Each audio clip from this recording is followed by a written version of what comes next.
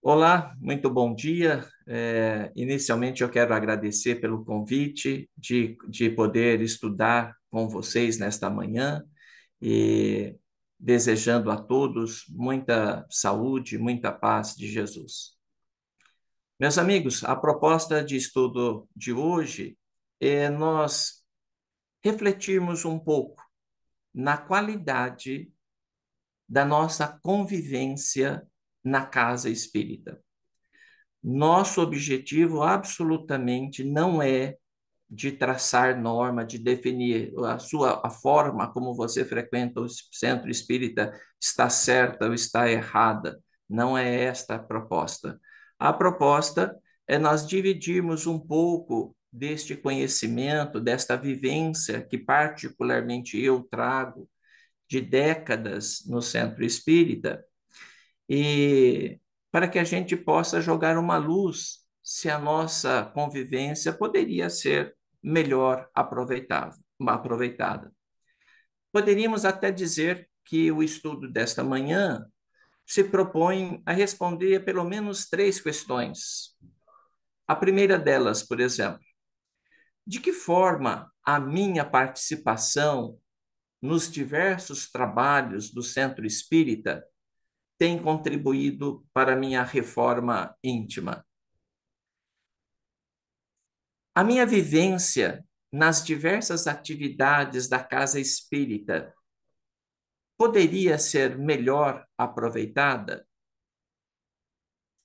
O meu comportamento, as minhas atitudes em casa, no trabalho, na sociedade, é o mesmo que eu vivencio na casa espírita?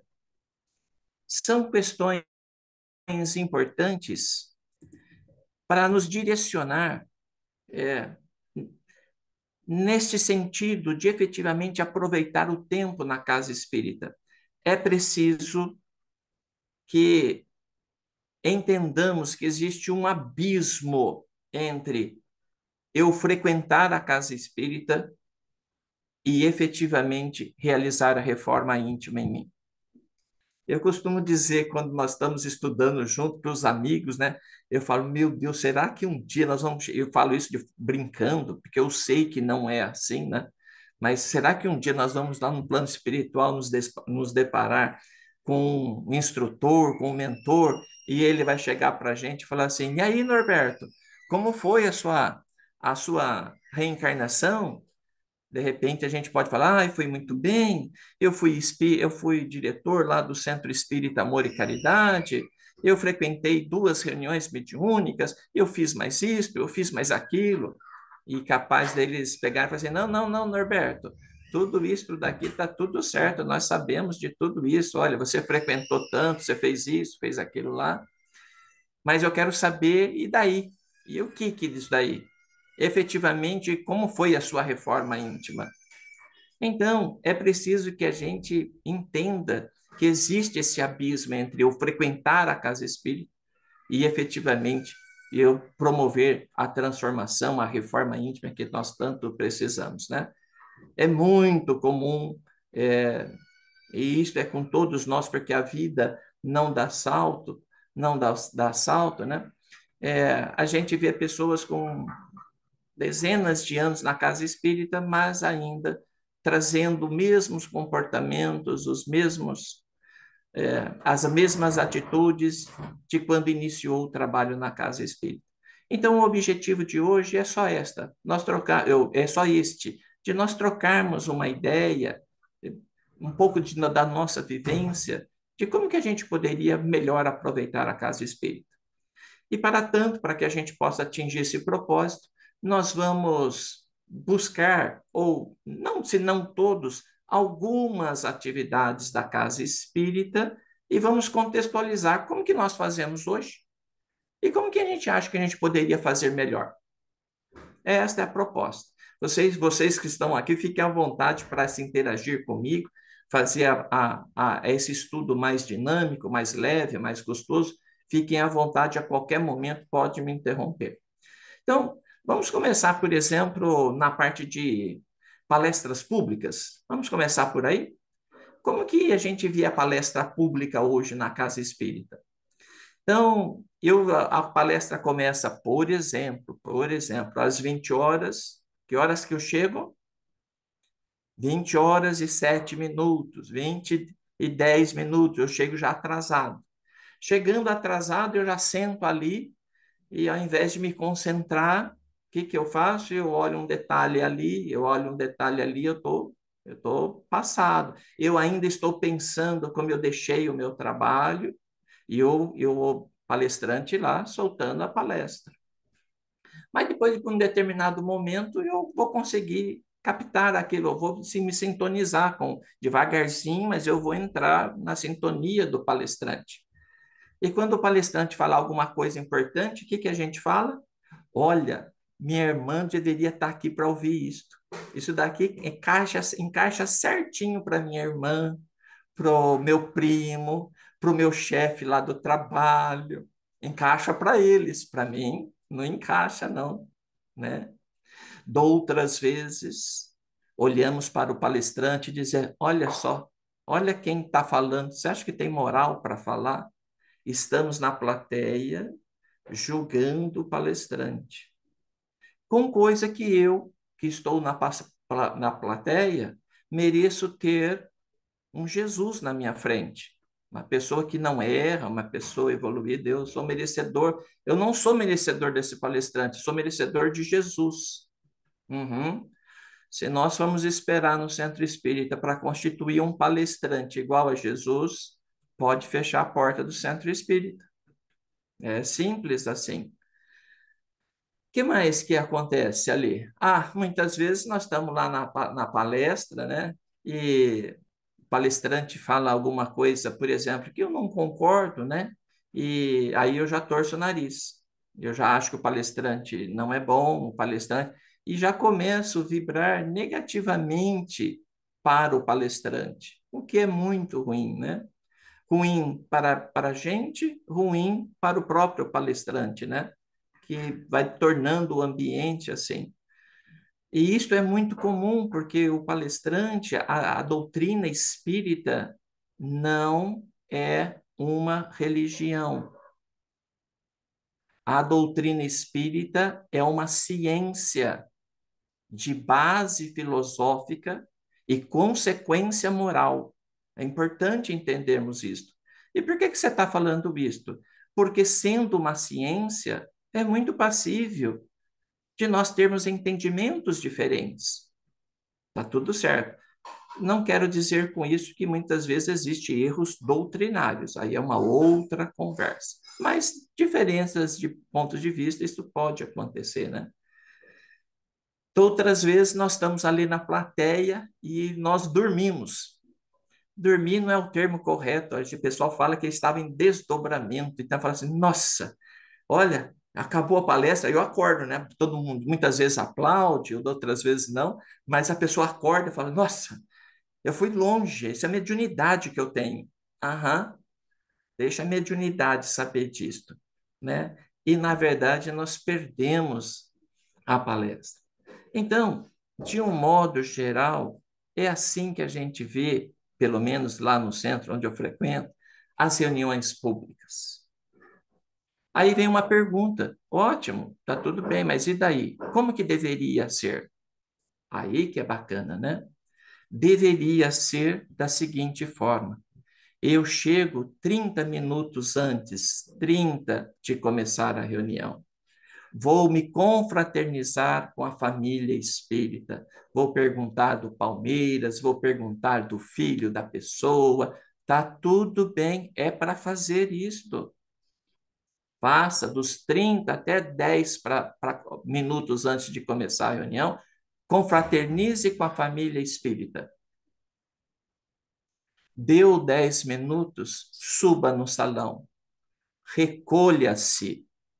E aí você vai falar, mais uma semana que eu estou aqui. E essa semana que passou, eu mais falei mentiras ou verdade? E nessa semana que passou, eu mais consolei ou eu mais atazanei a vida das pessoas? E nessa semana que passou, eu fui melhor que a semana anterior ou não? É um momento de introspecção. Como que eu fui em casa? É um momento de eu lembrar, e raramente nós nos lembramos, do nosso mentor espiritual, um espírito que está sempre ali para nos ajudar, para nos aconselhar, para nos inspirar. Olha que importante, precisamos sintonizar com ele, agradecê-lo pelo que ele faz por nós. É o momento de nós pensarmos nos nossos parentes e amigos que antecederam ao túmulo, nosso pai, nossa mãe, lembrar, agradecer. É preciso buscar sintonia. Esses 10 minutos se serve para isto. E eu fazendo esse preparo de 10 minutos antes, eu estou deixando as coisas do trabalho para lá, eu estou me concentrando, eu estou tirando o pé do acelerador, eu estou buscando a sintonia para aquilo que vai acontecer. Isto que tem que fazer antes da reunião. E durante a reunião, agora vamos falar o durante. O durante a reunião, nós precisamos vibrar positivamente para o palestrante. Ele pode até não ter didática, não ter muita boa dicção, mas eu posso ir trabalhando o tema em mim. Eu vou falar, olha, eu vou deixar o que ele está falando, vou trabalhar esse tema em mim. Vamos ver como funciona.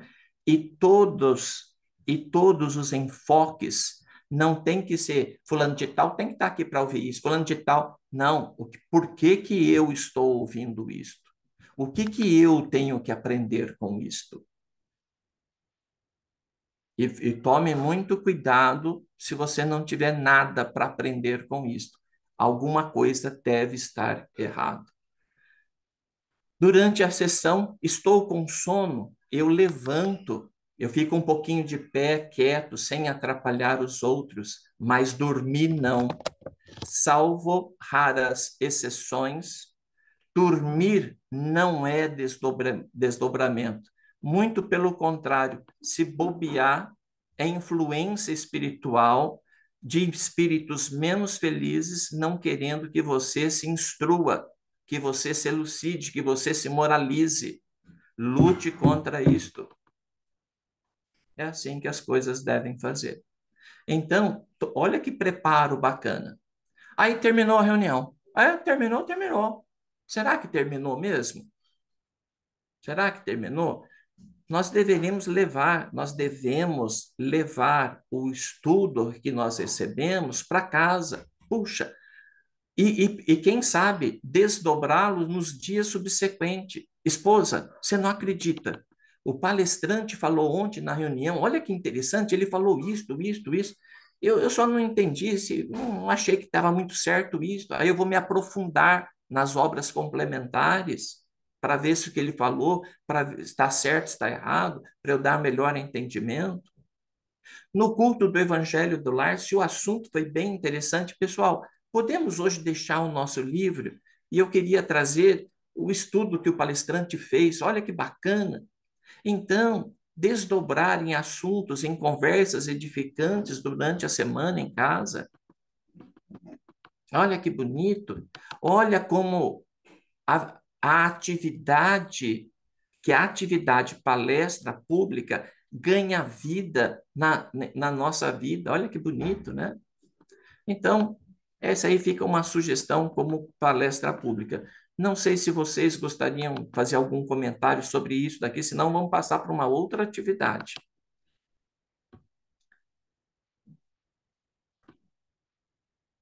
Não? Alfredo, se você estiver falando, precisa ligar o som, viu?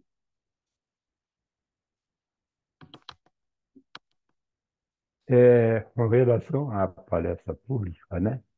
A Uhum, gente vê com muita constância, né? Que determinadas pessoas, do público principalmente, é, eles não gostam muito da palestra, né? aham, Porque a palestra, sendo ela baseada no Evangelho, e o Evangelho está as palavras do espírito mais evoluído que passou pela face da Terra, logicamente ali não tem erros, né? Mas são conselhos deixados pelo Cristo e isso mexe na ferida de todo mundo, né?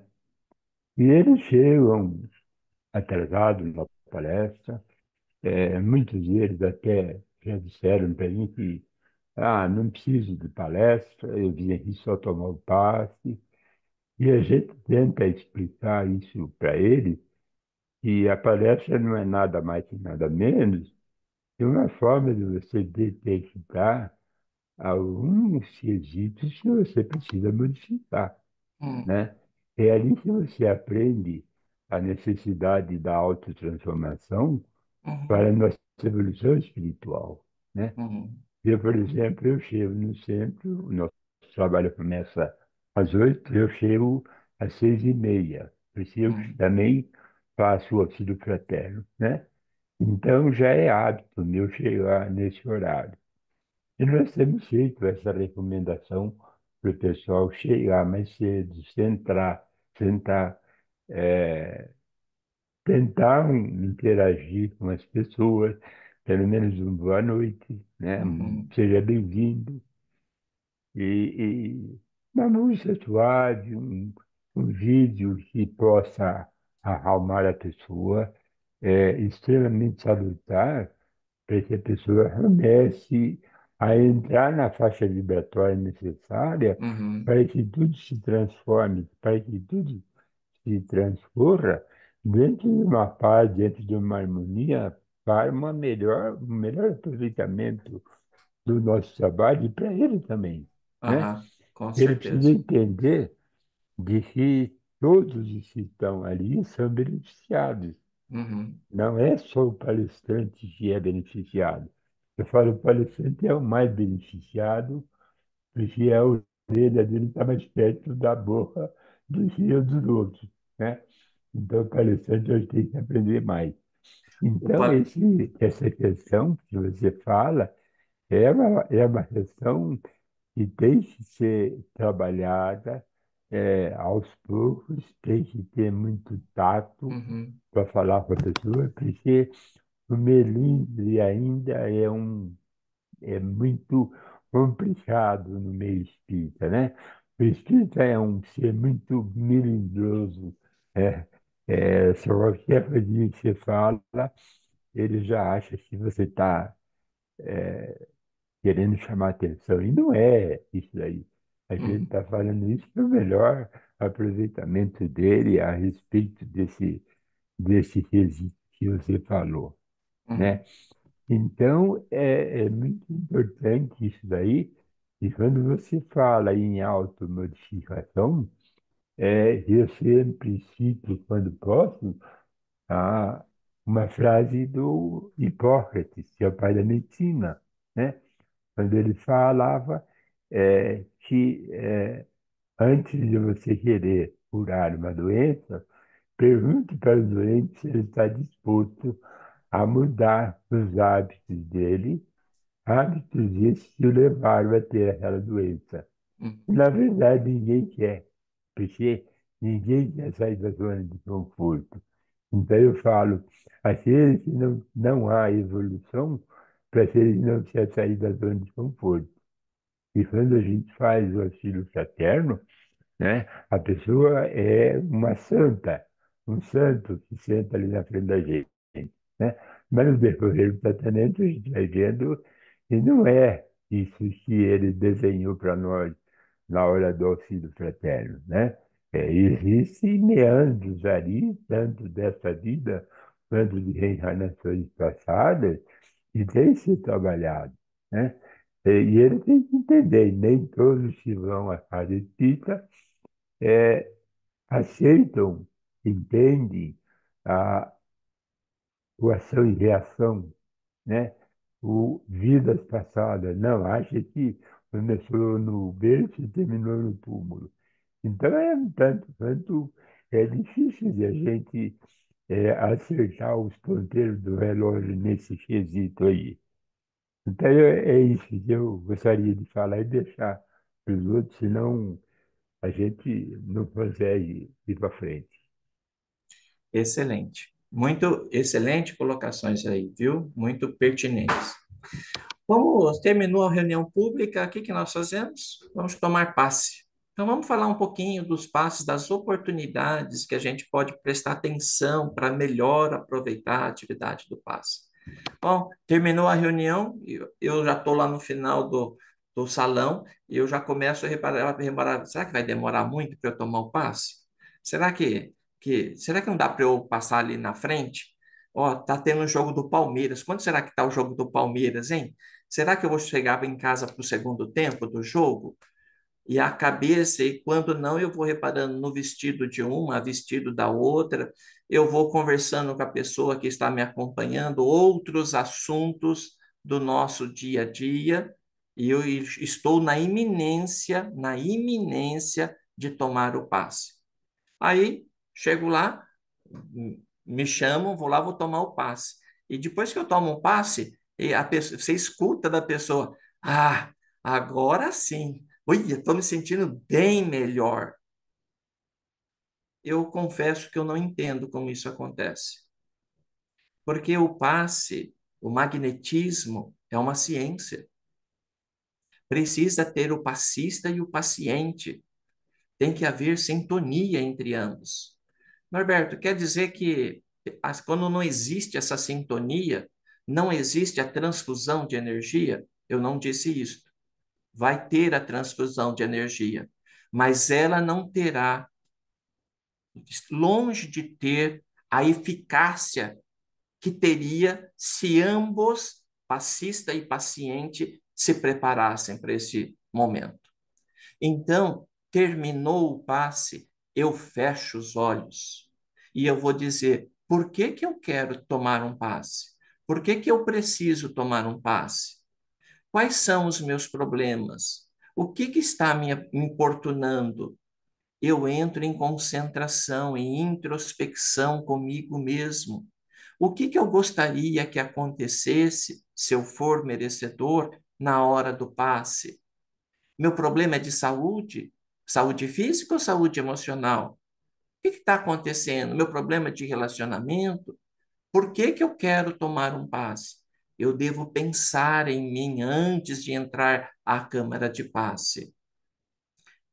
Neste contexto de pedir ajuda, tem alguma coisa que eu poderia fazer para me ajudar e eu não estou fazendo?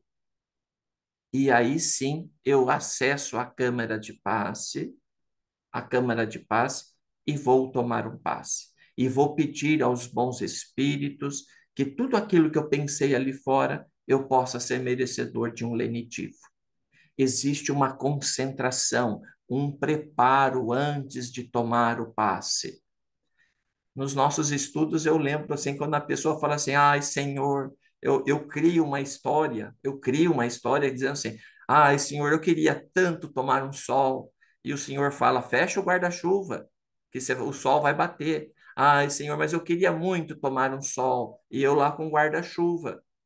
O guarda-chuva é o despreparo nosso para tomar o passe. É a introspecção que falta, é a autoanálise que falta. Então, as casas espíritas, de um modo geral, deveriam ensinar os pacientes, né, a se preparar para tomar o passe.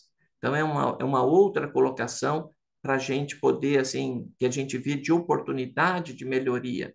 O momento que antecede o passe é um momento de silêncio, de introspecção, que nem sempre, de preparo, que nem sempre nós vemos na casa espírita. Tudo bem aqui? Uma outra, uma outra atividade que a gente percebe, reunião mediúnica. Na casa espírita, toda a casa espírita deveria ter uma reunião mediúnica, que é a comunicabilidade com os espíritos, é a base da doutrina espírita. Realiza-se a reunião mediúnica por uma série de fatores, entre outros, para que nós, encarnados, possamos manter contato com os espíritos entender um pouco sobre aonde amanhã ou em breve estaremos, conhecer o que aconteceu com esses espíritos desencarnados em conduta que eles tiveram quando encarnados, pode ser um alerta para nós. Entretanto, toda a atividade, uma coisa que eu esqueci de falar, e é bom que vocês saibam, toda a atividade do centro, sem exceção, precisa promover uma reforma íntima em nós. Tem que nos auxiliar a esta reforma íntima, seja qual for a atividade. E nós precisamos pensar sobre isto. Eu estou, sei lá, vou dar um exemplo aqui. Enxoval de bebê, cursos para gestantes. Estou lá há 26 anos. Esta atividade tem colaborado para a minha economia espiritual? De que forma? Porque se não tiver, não sei se seria melhor, não sei se seria melhor ficar em casa. Precisa promover essa reforma. A reunião mediúnica é outra. E como que hoje nós fazemos? A reunião começa às 8, igual a pública, nós chegamos 8h05. E aí começamos a reunião e a médium, a primeira da manifestação foi aquela que já chegou em 8h05. A capacidade de sintonia da pessoa é fantástica. Só não me pergunte como que ela faz isso. Não me pergunte. Bom, desenvolvemos a reunião e nós saímos com o espírito assim. Doutrinei o espírito. Olha, este saiu melhor. E eu sempre estou num altar superior aos espíritos. Eu doutrinei, eu esclareci, eu fiz isto. Quando, na verdade, a reunião mediúnica não é só para o espírito que foi esclarecido, é também para nós. Raramente, eu não, falar raramente não, eu nunca vi uma reunião mediúnica e nós fazemos isso que, quando termina a reunião, nós fazemos uma análise um estudo do que aconteceu, a gente vai fazendo um aprendizado, né? Um comentário. E um comentário respeitoso e edificante, porque a entidade comunicante ainda está vinculado ao grupo mediúnico. É importante saber isso. Muitas vezes o grupo é mais despreparado e fala assim: ah, bem feito para esse espírito também, ele não deveria ter feito isso. Não fale assim, porque invariavelmente ele está ainda ligado ao nosso grupo. Tem que ter este respeito com a entidade. Muito bem. E a gente faz aquele comentário, mas nós sempre nos despedimos com a seguinte pergunta: o que que nós levamos da reunião de hoje? E o que eu levo pode ser algo diferente que a Thelma leva, que o Alfredo leva, que a Ivone leva, porque é particular. Olha, eu me sensibilizei com isso, eu me sensibilizei com aquilo. E não precisa todos da reunião falar, não. Se tiver 12 pessoas ali num grupo, 2, 3 falando está ótimo. Olha, o que eu levo, eu aprendi da reunião isto. Excelente, excelente. E para a maioria das pessoas, terminou a reunião, acabou. E não terminou? É claro que não terminou. É claro que não. Em casa, na hora de dormir, tem que pedir para o nosso mentor espiritual, para os amigos espirituais do nosso grupo mediúnico, que possamos ser merecedores de dar continuidade a esse trabalho no plano espiritual. Existe um preparo. E no outro dia, de manhã cedo, se o espírito comunicante se chamava José, lembrar dele e falar: e aí, José, você está bom? Vamos para um outro dia. Vamos pôr Deus na frente. Lembra da nossa conversa de ontem? E eu dou vida à reunião mediúnica. Eu dou vida à reunião mediúnica. E posso fazer também da reunião mediúnica, de uma história que aconteceu lá, um motivo de estudo e não de chacota. Com os meus filhos, com os meus familiares, o Espírito se apresentou assim, o Espírito se apresentou assado, de uma forma respeitosa, mas educativa para nós. Olha como o trabalho ganha uma outra dimensão. Olha que lucidez que a gente consegue fazer. Então, assim que também. E outra história, outra conversa, que a gente precisaria pôr um ponto de interrogação muito grande. Ai, hoje eu não vou comer carne porque tem reunião mediúnica. A primeira pergunta é: o que que tem a ver a carne com a reunião mediúnica? Primeira pergunta. Segunda coisa, nós nunca deveríamos nos preparar para a reunião mediúnica. Nunca. A preparação deveria ser uma constante na nossa vida. O dia da reunião mediúnica só é mais um dia. Você não tem que se preparar no dia. Não tem, não. Tem que se preparar. O preparo deve ser uma constante. É assim. Esta é a parte da reunião mediúnica. Ô, Fredo, você falou uma coisa do assistência fraternal, né? Do trabalho de assistente, do atendimento fraterno, que é uma coisa bem interessante também, e é só para a gente pensar, né? É assim, o atendimento fraterno, muitas vezes, ele é feito individualmente, ou por um homem, ou por uma mulher, beleza? Deveria ser feito por casal, mesmo que não seja cônjuge, mas um casal, um homem e uma mulher. Há assuntos que a mulher fica mais à vontade para falar com uma mulher, e de repente o homem se sai um pouquinho para ela ficar mais à vontade. De outras vezes o assunto é mais entre homens e a outra sai. De outras vezes é comum e uma opinião feminina e masculina casam muito bem. É importante que tenha isso. E é importante também para que no final do trabalho o casal, o grupo, né, ao casal de atendentes avaliem o trabalho. Ô Norberto, você foi muito bem naquele atendimento, ou ô Norberto, você foi por esse assunto, eu acho que você deveria ter ido mais por ali, eu tentei fazer isso. E a dupla vai se casando no melhor atendimento.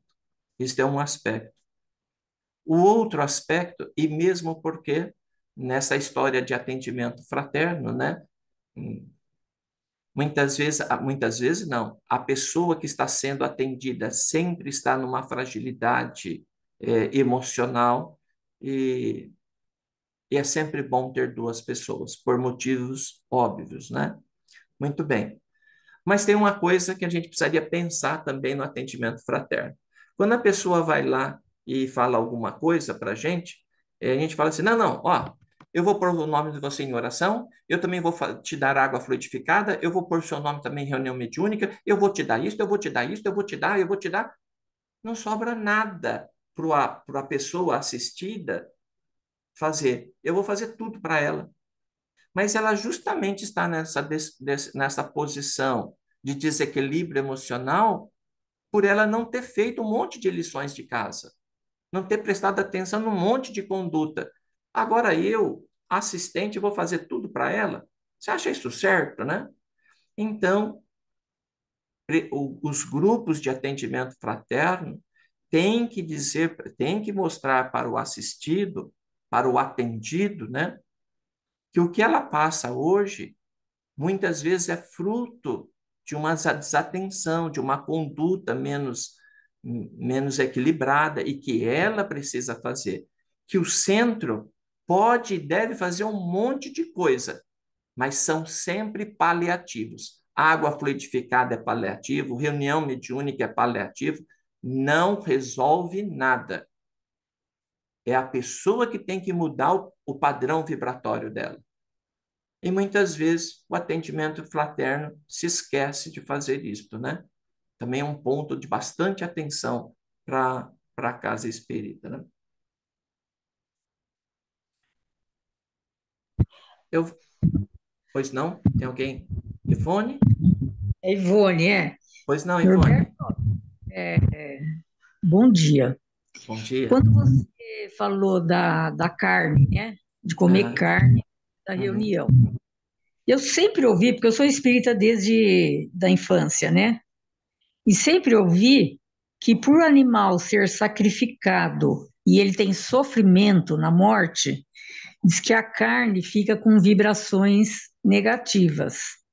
Por isso que não se aconselha a comer carne. Isso tem fundamento ou não? Isso tem fundamento, Ivone, mas não tem Hum, nada a ver com reunião mediúnica. Então, em mundos mais evoluídos, realmente não se come carne de animal. E você tem toda a razão. André Luiz, no livro Missionários da Luz, tem uma frase lindíssima. Tem um capítulo que se chama Vampirismo.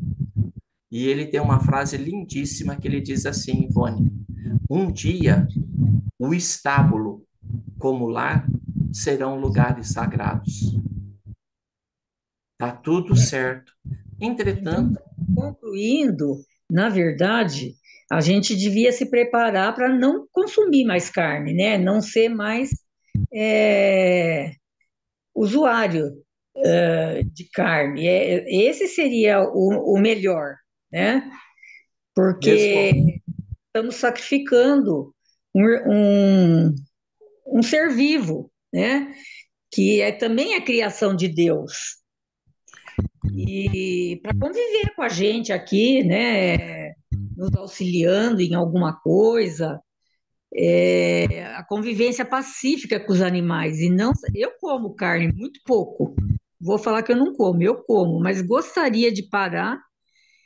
Mas os médicos da gente não aconselham a gente a não comer carne, porque por causa das proteínas animal que o corpo precisa.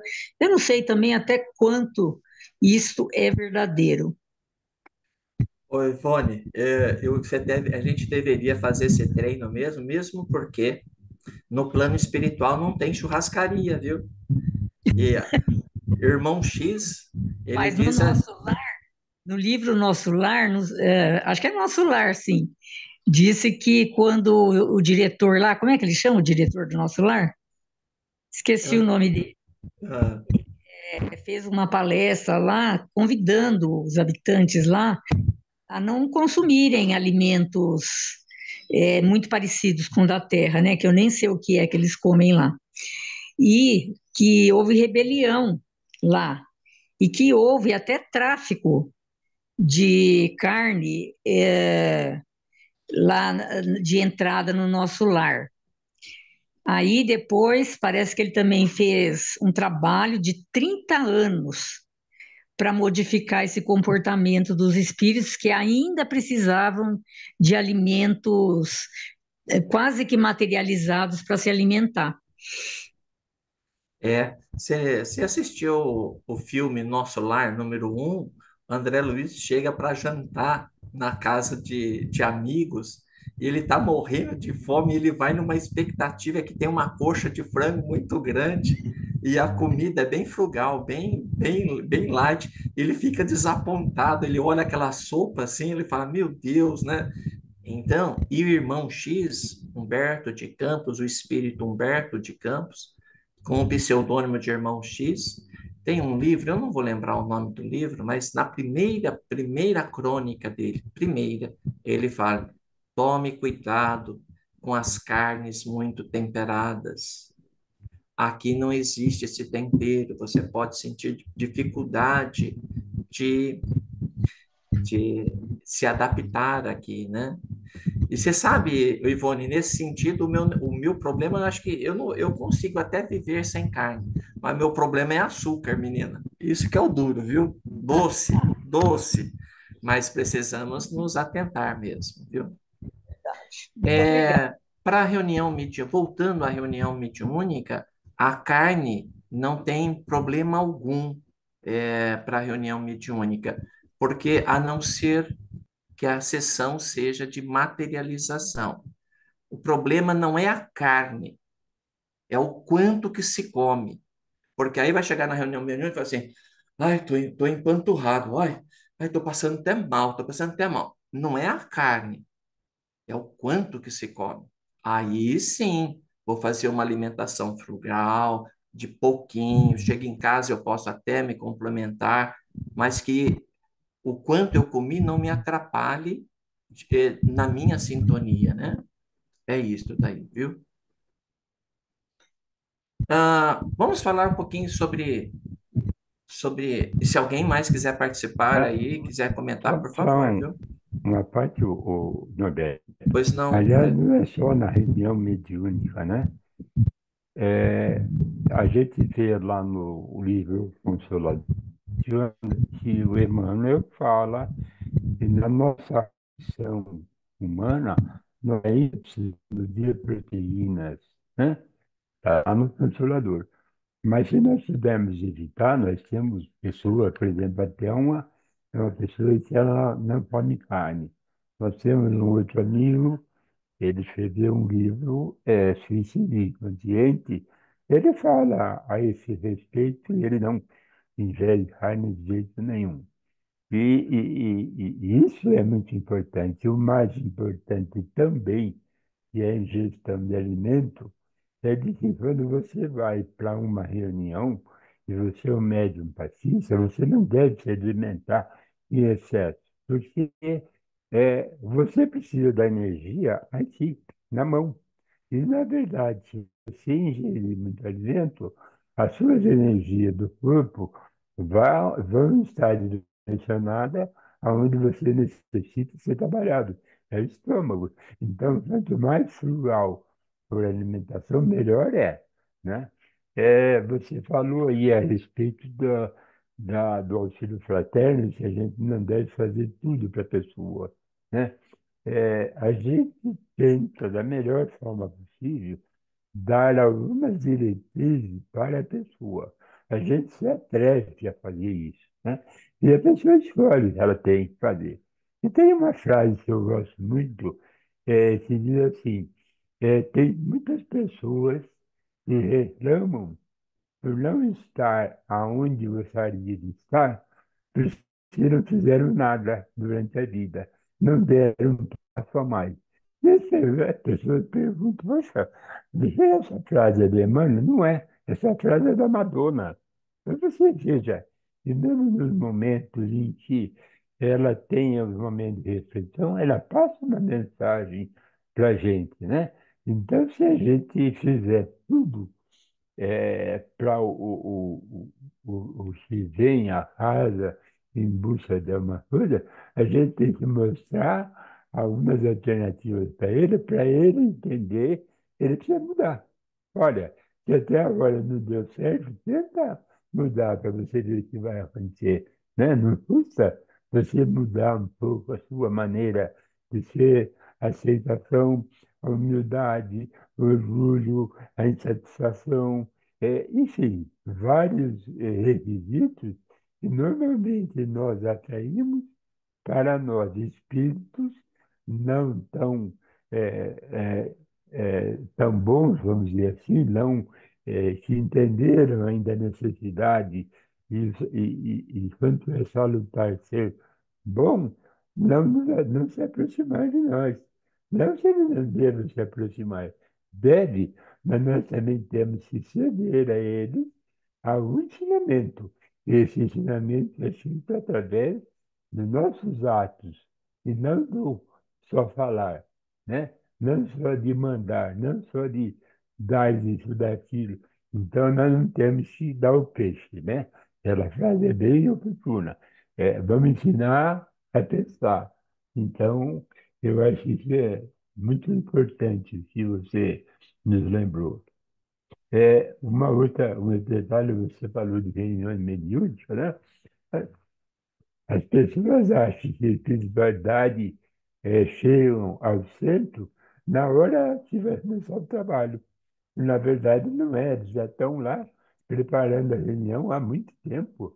Nós tivemos outro dia uma comunicação no trabalho mediúnico em que o Espírito falou que aquela vida dela, a reunião, tinha levado 3 dias de preparação pela espiritualidade a fim de que ela chegasse para dar aquela comunicação. Então, veja, a espiritualidade está trabalhando incessantemente para que tudo ocorra da melhor forma possível para beneficiar não só o encarnado, mas também os encarnados que estão lá carentes, necessitados, que precisam do amor, do carinho.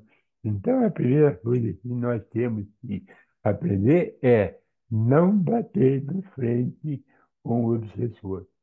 Pelo contrário, nós temos que dar amor para que ele possa confiar em nós e aí sim fica mais fácil a conversa. Fica mais fácil a gente mostrar para ele determinadas facetas em que a pessoa que ele está assediando mudou. Ele não é mais daquela pessoa que ele igual do passado. É, tem defeito? Claro que tem. Todos nós temos, nós que pertencemos à doutrina espírita, nós somos os maiores devedores, né? Nós que fazemos um trabalho mediúnico, somos os maiores devedores. Então, nós temos que aproveitar esse momento. Eu digo para o pessoal, não perca a oportunidade para os médios, né? Porque, às vezes, ser um trabalho mediúnico, um obsessor meu, né? Eu também sou passível de ser um obsessor. Então eu falo, se chegar um obsessor seu para o médium, não perca a oportunidade de pedir perdão para ele do que você fez no passado.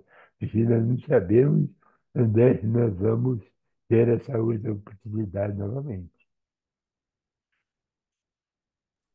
Excelente, Alfredo. Isso mesmo. Na primeira colocação, tem uma frase de Emmanuel muito bonita que ele fala assim: de graça na vida, só o amor que vem de Deus. O resto, tudo são aquisições. Olha que bonito, né?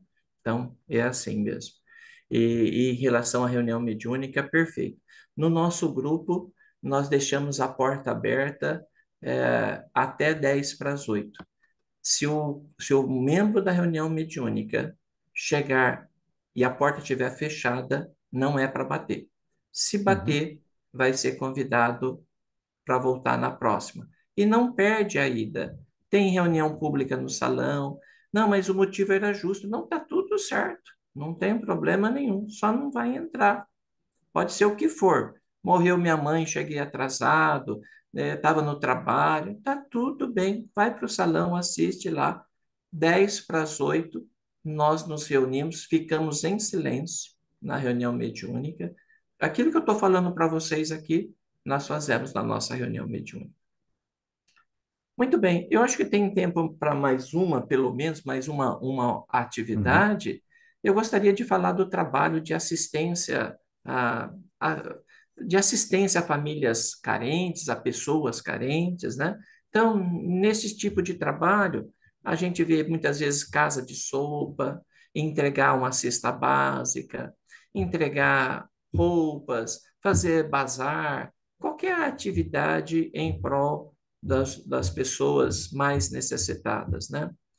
E tem, então, alguns aspectos.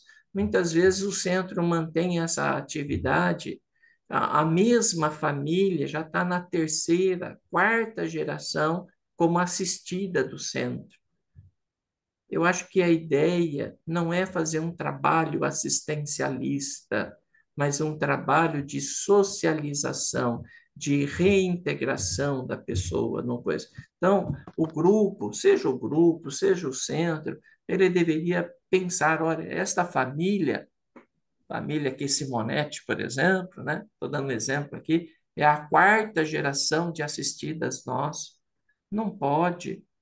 Então, o grupo precisa se unir para fazer o que que eu posso oferecer além do arroz, do feijão, da sopa, o que que eu posso fazer para essas famílias, né? Outro aspecto importante, por exemplo, eu sirvo sopa para as crianças da vila tal, e eu estou fazendo esse trabalho há 17 anos, e eu não sei o nome da criança que eu dou um prato de sopa. Pô, tem algum problema nisso, meu? Qual o seu nome? Quantos anos você tem? Como que é lá na sua casa? Quantos irmãozinhos você tem? Ele está esperando o prato de sopa, mas tem uma atenção humana ali. É isto que é fazer a caridade. Oh, o que que você vai querer ser quando crescer? Você vai querer estudar para quê? Como que é a sua casa? O que que você mais gosta na sua casa? O que você gostaria que mudasse na sua casa que você não gosta lá? Como é que é isso daí? Conta para mim. Fala um pouco de você. Olha que bonito. Então, tem gente, esse é um trabalho também de conscientização da equipe. Tem que ter essência no trabalho. Dá por dar. Tá aqui, ó, tá aqui a cesta básica. Deus abençoe. Deus abençoe, hein? Tá aqui. Que barbaridade. Sabe? A pessoa, eu acho que se o assistido pudesse falar, ela trocaria a cesta básica por 20 minutos de conversa. Muitas vezes eu preciso falar alguma coisa, eu tô, eu não estou bem. Então, sabe, este envolvimento, um pouquinho sair dessa situação mecanicista do dar para uma direcionamento do enxergar. Se fosse, se eu estivesse desencarnado e meu filho estivesse encarnado ali, esperando um prato de sopa, como que eu gostaria que fosse o acolhimento com ele? Como seria esse acolhimento? Será possível que a gente não tenha essa sensibilidade? E não duvide que é muito fácil eu chegar para um grupo que serve sopa e falar: qual o nome daquele menininho lá? Como que ele chama aquele taco de blusa vermelha? Não sei. E enquanto está preparando a sopa, eu, trabalhador, estou com conversa fiada lá com os amigos ali. E outra coisa também, né? Olha que importante. Eu preciso cortar legumes. Por que que eu não chamo uma mãe assistida para integrar o trabalho? Para ela não se sentir, não se ela se sentir assistida, mas ela fazendo parte de um trabalho. Por que as crianças não podem ajudar? Então, dar esse recheio humano para o trabalho assistencial. Eu não sei se vocês aí em Botucatu têm, aqui nós temos o albergue noturno, sabe? Existe um abismo entre dar um prato de sopa no albergue, dar um pernoite para ele, e você falar: e aí, meu irmão, como é que está a vida? Quem é você? De onde você vem? Quais são os seus planos de vida? Conta para mim. Existe um abismo nisso, um abismo.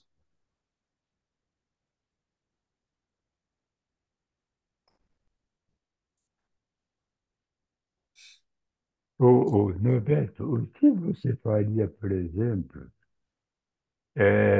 para uma família se você percebe que ela não quer progredir? Não faço nada e nem tenho condições, mesmo que eu quisesse, ela não vai fazer. E eu preciso respeitar a decisão dela. Você sabe, é uma coisa importante que vocês saibam disto. Nem todos os nomes que nós colocamos em vibração numa reunião mediúnica, aí eu vou fazer uma vibração para a Ivone. Vou lá, vou pôr o nome da Ivone. Nem sempre os espíritos vão. Ah, a Ivone quer lá, tá certa, tá? Mas nem sempre os espíritos. É assim, ó. Imagina aquela pessoa que põe o nome de vibração da pessoa. Tem muitas pessoas que pensam que espíritos sofrem de Alzheimer, porque toda reunião mediúnica coloca o nome de determinada pessoa em vibração. Os espíritos devem falar assim: esta daí que pôs em vibração, tira, porque nós já fomos lá, o cara não quer se melhorar. E a espiritualidade respeita. Se tem uma coisa que a gente vê nos livros, é a espiritualidade respeitando o livre-arbítrio do outro. Quer um exemplo disto? Vamos lá. Lembra daquela passagem do Nosso Lar, que tem uma senhora no muro gritando: socorro, socorro! E o André Luiz fala: mas vamos socorrer essa mulher. E o instrutor fala: não, André, não chegou a hora. Ela ainda não tem merecimento para estar aqui conosco. A entrada dela seria perniciosa para os nossos trabalhos. Quando o arrependimento chegar, ela não vai sofrer um segundo, mas é preciso primeiro que ela queira estar aqui. Olha que bacana, né? Então, Alfredo, não tem o que fazer. E a gente precisa parar desta mania, pelo menos na minha opinião, viu? Na minha opinião, de querer salvar o outro a qualquer custo. Não é assim. Hum? Está errado. Queira salvar-se a qualquer custo, mas salvar o outro é quando o outro falar: você pode me ajudar? Quer que eu provo isso para você? Sabe qual que é o slogan dos... Eu adoro o slogan dos Alcoólatas Anônimos. O slogan é: quer beber? Problema seu. Quer parar de beber? O problema é nosso. Olha que lindo. Olha que lindo, olha que a respeito. Quer beber? O problema é seu. Quer parar de beber? O problema é nosso. Eu estou aqui para te ajudar. Conte comigo. Agora, agora estamos juntos. Então, é isso daí. Você falou uma coisa, nós estamos no estudo do livro Missionários da Luz, né? Já estamos no penúltimo capítulo, e no penúltimo capítulo tem lá um tópico em que o Alexandre, o Anacleto está falando com o Alexandre, né? E se tem pessoas que não querem melhorar. E ele fala assim, você vai me permitir eu ler. Quando encontramos enfermos dessas condições, salvamos-los dos fluidos deletérios em que se envolvem por deliberações próprias, por vezes consecutivas, a título de benevolência espiritual. Todavia, se as 10 oportunidades voam sem proveito para os interessados, temos instruções superiores para entregá-los à própria obra, a fim de que aprendam consigo mesmo. Podemos aliviá-los, mas nunca libertá-los. Está aqui no livro de Missionários da Luz. Então, nós temos sim, como você falou daquela senhora que queria entrar lá no nosso lar e não Uhum, deixaram, isso não é agora, não uhum, chegou a hora ainda. E a gente tem observado isso, de que pessoas não querem participar dessa reforma íntima. uhum, São os papapasses, né? uhum, São aqueles que pretendem ainda depender da cesta básica, e você vai falar não, uhum, você até estimula, mas a gente não vê um progresso. Eu tenho trabalhado já há muito tempo, doando cesta básica, etc, etc. E se eu vi duas pessoas que voltaram e saíram dessa situação de necessidade e voltaram e falaram para nós, olha, eu, graças a Deus, agora estou trabalhando, não preciso mais da cesta básica. São, olha, é zero, vamos dizer assim, é muito pouco. uhum. Então a gente tem que respeitar esse exercício deles. É. Não tem E outra você maneira. sabe, penso comigo, né, que nós ganharíamos uma reencarnação se a gente pegasse uma criança assistida lá da da sopa e pudesse só orientá-la na formação dela. Então, arrumar uma condição para ela ir fazer um Senai na vida, dar uma profissão para ela, Não precisa, ninguém está falando de dedicar tempos e tempos, nem de fazer investimentos vultosos em dinheiro. Não é isso, não.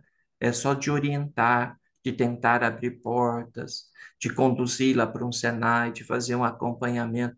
Uma pessoa, uma pessoa, nós ganharíamos a reencarnação. E imagine se cada uma pessoa do centro pegasse uma só, um assistido para fazer isso, né? É isso. Meus amigos, já são 10h35. Eu não sei se eu extrapolei o horário de vocês. Então, teríamos mais assuntos para falar. Por exemplo, não falamos de evangelização infantil, que também carece de compartilhar sugestões com os pais. Nós não falamos que mais do PAS, grupos de estudos no centro, tem diversas atividades, mas podemos deixar para um outro momento sem problema algum. Seu Norberto, posso falar uma coisa sobre a questão ainda da alimentação da carne? Uhum. Porque vai ficar gravado, né? Eu ia esperar desligar, tal, mas já que está gravado, eu acho que isso é importante a gente falar. Que o Chico Xavier, ele explica para a gente que é uma questão evolutiva, né? Que a gente tem que ter essa compreensão. É claro que ele também explica, através do Emmanuel, que todo o excesso é prejudicial, seja de qualquer coisa, todo excesso é prejudicial.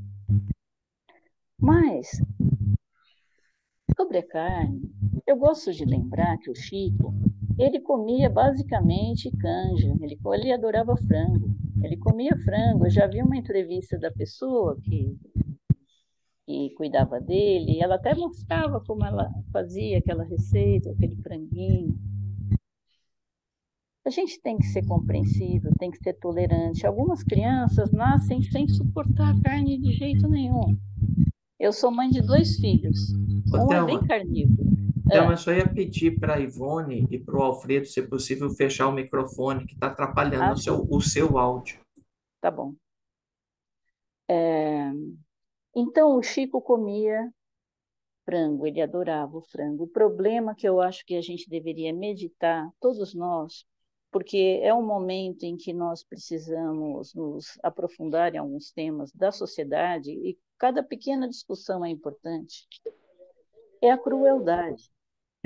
Porque uma coisa é o Chico comer o franguinho, que é tratado com absoluto amor lá no quintal dele, tomando sol, que cresce contente, ali, com muita compaixão, um dia ele é sacrificado e ele vira um alimento, onde existe todo esse processo assim como o peixe, né, que era pescado, toda essa redenção, toda essa beleza. O que acontece hoje em dia, que eu praticamente nasci vegetariana, mas eu estou me privando de várias outras coisas por não acreditar como eles estão fazendo com as galinhas, o que eles fazem com os boizinhos. Olha, a Claudinha entrou aqui agora, a Cláudia Moraes. Hoje cedo ela ainda estava falando desse assunto comigo, mostrando como os animais sentem. Eles sentem. Nós pensamos e sentimos. Nós não podemos ser cruéis. Para que tenha leite até em cosmético em todo canto do mundo, pelo amor de Deus, a vaquinha precisa tomar sol, ela precisa cuidar do bezerrinho dela. Não dá para ser dessa forma como a indústria está fazendo com eles, com um ganso para fazer patê, pelo amor de Deus, que crueldade. Então, eu também queria falar, para terminar, que eu participo da reunião mediúnica do Caminho da Luz, e especialmente porque você falou assim de economia espiritual. E no Caminho da Luz, eu sinto essencialmente essa postura de respeito, de compaixão, inclusive com os nossos participantes, os frequentadores. Eu sou mais otimista. Tem sim esses casos que estão totalmente ainda desvinculados, mas a maioria também eu vejo com muito carinho, muito respeito, aquela casa encher de repente. E eu acredito, sim, que ali a grande parte tem frequentadores muito antigos, E eu sou otimista com o processo que o ser humano faz. E a gente vai trabalhando na nossa economia espiritual a tolerância, a paciência, a compaixão, né? É um exercício realmente, o tempo inteiro a gente está ali interagindo, era isso que eu queria falar. E que também nós temos sorte aqui em Botucatu de que já não existe albergue noturno aqui. Existe a casa-abrigo, onde eu fui visitar. E um dia eu fui lá falar sobre um morador de rua que me cortava o coração e eu tentei ajudar e a pessoa era totalmente refratária. E eu fui falar sobre ele, eu tirei foto dele para levar, porque ele foge quando você fala, rapaz, entra no carro, vamos tomar um banho, vamos. E ele sempre com um olhar alucinado. Sabiam, lá na Casa Abrigo, assistente social e a psicóloga, era hora de almoço, eles todos de banhinho tomado, sentados, assim, com um prato bem bonito de comida mesmo. Vagem, arroz, feijão, carne, verdura, plantada lá.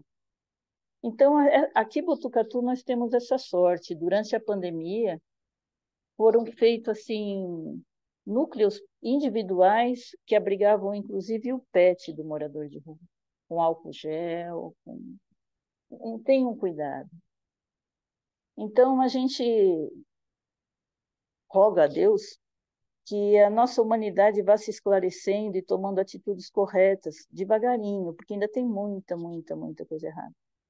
Mas, de modo geral, eu sou otimista. Se eu não fosse, eu não estava nessa direção.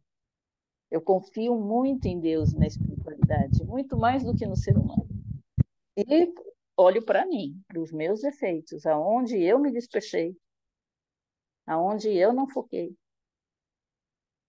Qual é o trabalho interior que eu preciso fazer agora dos outros, dos outros. A gente vai amando e intercedendo do jeitinho que possa dar devagarinho. A gente é muito imperfeito, mas a Casa Caminho da Luz, você precisa vir aqui conhecer um dia, você vai ficar contente. Eu sou orgulhosa de estar ali, só fazem 6 ou 7 anos que eu estou lá. Esse pessoal que está ali tem 40, 35, o Alfredo, a Marli, a Cristina mesmo, a Ivone, são pessoas que estão ali há muito tempo. E eu cheguei assim e fiquei tão agradecida por ter reencontrado essa família espiritual nesse nível de dedicação, de entrega. E eu confio muito, a espiritualidade ali se faz presente em todos os lugares. E é isso que eu queria deixar registrado aqui, porque é isso que acontece lá, Norberto. Inclusive, você falou, há umas semanas atrás, apareceu um espírito chamado Norberto. E antes dele ir embora, eu falei para ele que eu ia fazer preces por ele. Você acredita que eu sempre penso nele? Quando eu vi o teu nome, eu falei, olha, é outro Norberto. Porque esse Norberto, nunca mais soube notícias, mas eu tenho ele no meu coração. Que ótimo, que Obrigada. bonito, Thelma. Muito bonito. E tudo certo o que você falou, isso mesmo, né? E a gente vai melhorando de um jeito ou de outro, no ritmo nosso aí, mas o progresso é inevitável, não tem conversa, não. Ô Norberto, não sei se há tempo para mais uma pergunta. E vocês que mandam aí, eu sou o último da fila aí para obedecer. O Centro Caminho da Luz Ah, tem como norma fazer a reunião mediúnica seletiva, né? Assim, são algumas pessoas estudiosas da doutrina que participam lá. aham. Via aquela cientista, ela não sei o que lá, Encontre. Como que é o primeiro nome dela? Encontre. Alguém? É, Hã? eu sei, mas eu não lembro o nome Dora, primeiro. Hã? Dora Glória? Inconte. Ah, ela Dora, mesma. Dora Encontre. Eu vi uma palestra dela, apesar que ela é bem rebelde, né? Ela fez uma crítica com relação a isso, porque ela fala assim: todos têm que saber que há comunicação com os espíritos, todos que querem saber que a reunião mediúnica tem que ser aberta a todos, tem que estar com a porta aberta para todos ouvirem. Eu achei estranho, por quê? Eu já participei de reuniões mediúnicas, né? Sempre foi assim uma reunião fechada para algumas pessoas que já fazem parte do grupo para participar. O que que você tem a falar sobre isso? Respeito a opinião da pesquisadora, mas discordo plenamente. Para cada os ambientes, às vezes os ambientes requerem uma preparação prévia das pessoas que irão participar. Eu não posso entrar num centro cirúrgico porque eu não sou médico, não entendo nada. Gostaria de ir lá, mas não pode. Hum. Simplesmente não posso ir lá.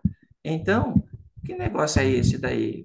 Também para uma reunião mediúnica, isso daí, essa afirmação, mostra um desconhecimento da doutrina. Porque a seletividade dos participantes tem como objetivo a homogeneidade do padrão vibratório, dos propósitos das pessoas que estejam ali, para que o resultado da reunião seja melhor.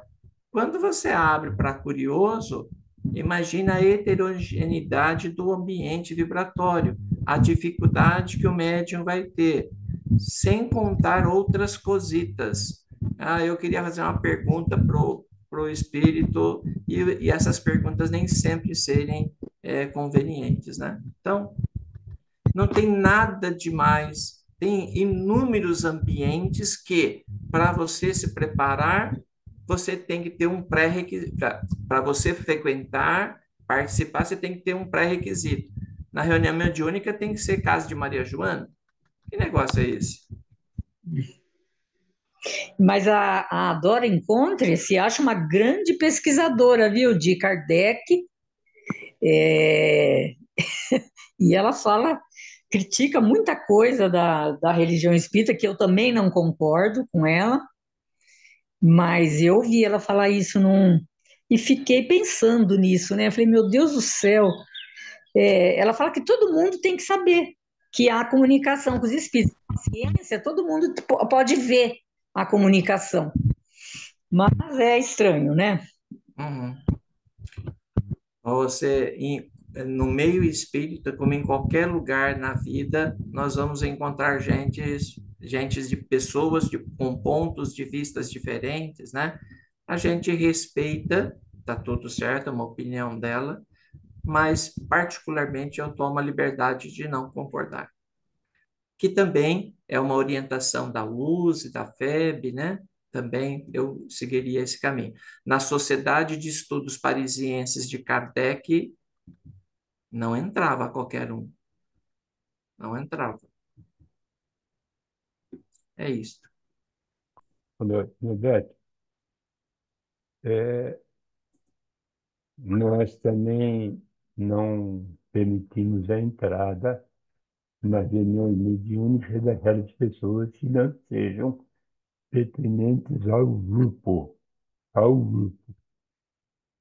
E nem também permitimos que o pessoal do grupo comente as comunicações, porque a gente não sabe como é que a pessoa vai receber aquela informação.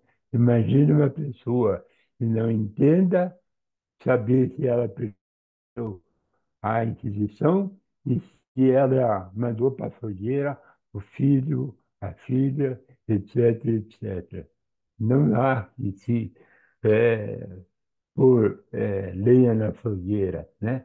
A gente pode, em função da comunicação recebida a respeito da pessoa, sugerir algumas modificações com relação ao amor, com relação ao querer bem, à prática desta ou daquela virtude. Isso vai ajudar muito. Recomendamos a oração para, se houver espíritos necessitados ao lado dela, que ela os trate com carinho, com amor, porque senão ela não vai se desvencilhar jamais do seu obsessor. Então, eu sou da sua opinião, também respeito o direito da Dora, mas não advogo a seu favor esse respeito, não. Eu acho que é um grupo fechado, assim, de uma determinada função, e tem funcionado assim há muito tempo. Eu sou a respeito de tigre que está ganhando, não se mexe, né? A gente deve tomar muito cuidado com aquilo que a gente fomenta com a pessoa. A grande maioria delas vão ao centro querendo falar com o espírito por curiosidade. E até eles falam que foram num determinado eh, médico, psiquiatra, e fizeram regressão de vidas passadas e querem saber a nossa opinião.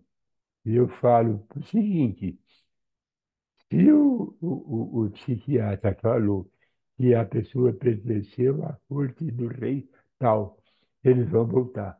Mas se falarem que eles foram o sapateirinho da China, eles não voltam mais no psiquiatra, né? E na mesa, menino, você vai saber se você foi aquele algoz do passado, imagina como é que ela vai se sentir. Então, eu continuo os nossos trabalhos em reuniões fechadas, dando atendimento antecipado de passe àqueles que estão em atendimento espiritual, para, após esse atendimento de passe, eles se evadem do local, fechamos as portas e os trabalhos são feitos, sim, como você falou, as portas fechadas. E encerramos ali e ninguém mais entra. Outra coisa, agora eu vou mudar de assunto, mas fica importante também para o tema do nosso escopo, que é o centro espírita, né? Os dirigentes do centro precisam ter muito cuidado com quem convida para falar, porque depois da pandemia tem palestrante vindo assim nessa parte assim virtual, choveu de palestrante e a pureza doutrinária vai pro sapato. E a gente tem visto coisas do arco da velha que não estão nas obras básicas. O mínimo que um palestrante deveria fazer de um expositor é estudar todas as obras de Kardec, principalmente ou também revista todas as revistas espíritas de Kardec. E aí sim as coisas acontecem. Então, esse vai ser um outro viés que vai estar sofrendo a doutrina espírita, né? Muita gente palestrando e, e cometendo crassos erros doutrinários. Crassos.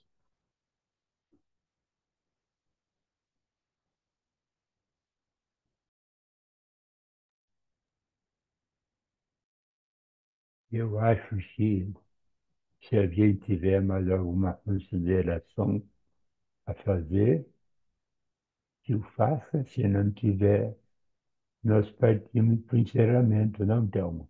Cristina. Olha, Alfredo, por mim foi tão esclarecedora a reunião, a gente só tem que agradecer o nosso amigo Norberto, porque são temas tão simples que ele nos trouxe, mas de uma profunda, que nos vai levar a uma profunda reflexão. Achei Uhum. muito, muito interessante. A gente agradece muito.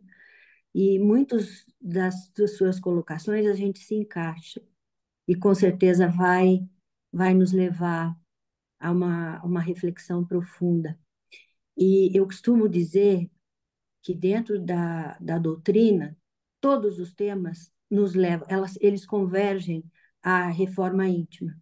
Uhum. E isso é uma constatação, é óbvio, né?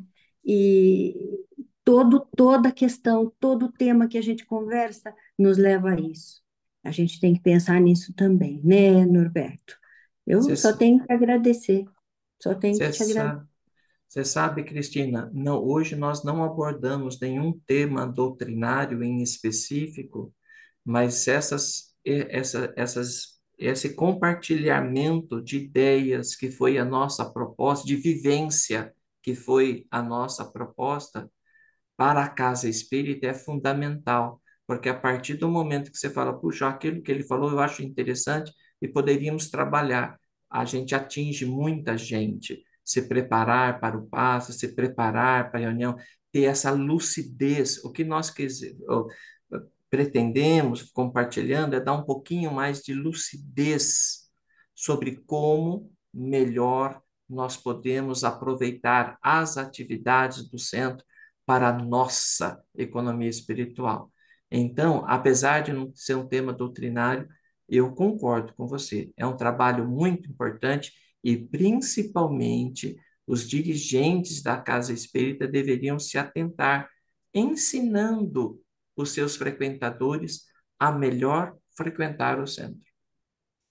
Certeza, com certeza, concordo plenamente. E eu queria dizer a última coisinha, para não prolongar muito, que eu tive a oportunidade de 2 vezes conhecer o SEAC, e que eu É, gostei muito, muito ah, mesmo. Fui 2 vezes ao SEAC, gostei muito. bom, Parabéns sempre. pelo trabalho de vocês. Muito obrigado, sempre serão bem-vindos. Quando vierem, quiserem conhecer, eu me coloco à disposição para mostrar a casa lá para vocês, viu? Muito obrigada. Obrigado. E obrigado por me convidar para compartilhar esse estudo, participar com vocês desse estudo. Também gostei muito, viu? Estaremos convidando mais, viu, Roberto? Ah, será um prazer. Muito bem. A gente Ficar já. pode finalizar? Eu acho que a Ivone, ela tem contribuído bastante. Vamos Podemos lá sim, fazer a podemos prece, sim. encerrar? Então vamos sintonizar com o plano maior, agradecer mais esse domingo de estudos, onde tantas coisas, tantas lições, tanto aprendizado a gente tem nesses encontros. Vamos pedir aos espíritos de luz também que derramem luz, paz, harmonia, justiça por todo o nosso planeta tão carente de tudo isso. Que todos os viventes da Terra possam receber, Senhor, muita luz, para que consigamos todos juntos, num esforço único, promover a mudança do nosso planeta tão desejada e tão esperada. Que a gente possa, num mais breve tempo, sair do mundo de provas e expiações para mundo de regeneração. E assim, Pai, vamos agradecendo com a prece que Jesus nos deixou. Pai nosso que estás no céu, santificado seja o vosso nome. Venha a nós o vosso reino. Seja feita a vossa vontade, aqui na terra como no céu. O pão nosso de cada dia nos dai hoje. Perdoa, Senhor, as nossas dívidas e livra-nos de todos os males, pois sabemos que teu são o reino, o poder e a glória para sempre. Por isso, Senhor, entregamos a nossa vida na sua direção, no seu caminho, para que possamos evoluir e nos modificarmos moralmente. E que assim seja. Norberto, eu Norberto, queria fazer uma pergunta para você. Agora não é mais da reunião. Você é É, parente do Richard Simonetti? então, eu estava comentando com o Alfredo que essa é uma história longa, mas eu vou tentar resumir. Eu fui diretor do Amor e Caridade por mais de 10 anos, quando o Richard era presidente, né? E eu fiz o primeiro curso com o Richard, naquele tempo era o COEM, Curso de Orientação Espírita Mediúnico. Eu fiz um curso em 1982 com o Richard. E ele viu, fez uma chamada lá e falou: Ué, você é Simonetti? Eu falei: Sou. E ele falou: E como que você escreve? Eu falei: 2 T's e I. Eu falei: Não, eu também. Seus pais são da onde? Ele perguntou. E eu respondi: ah, uma cidade aí, você não vai conhecer. Meus pais são de Mineiros do Tietê. Ele falou: ah, os meus pais são de Dois Córregos. Os mineiros de Dois Córregos estão 7 quilômetros. Seus pais saíram de lá e vieram para onde? Eu falei: compraram um sítio aqui em Tibiriçá. E ele falou: ah, e quando foi isso? Eu falei: 1941, mais ou menos. Ele falou: ah, meus pais vieram para Bauru em 1939. Eu tenho certeza que nós somos parentes. Você pode procurar na genealogia da família que nós somos parentes. Eu falei: pode deixar, Richard, eu vou procurar. Ele já desencarnou e eu nem fui procurar nada. E a gente conviveu todo esse tempo, desde 82 até o desencarne dele, né? Mas ninguém foi atrás de nada. Saber se são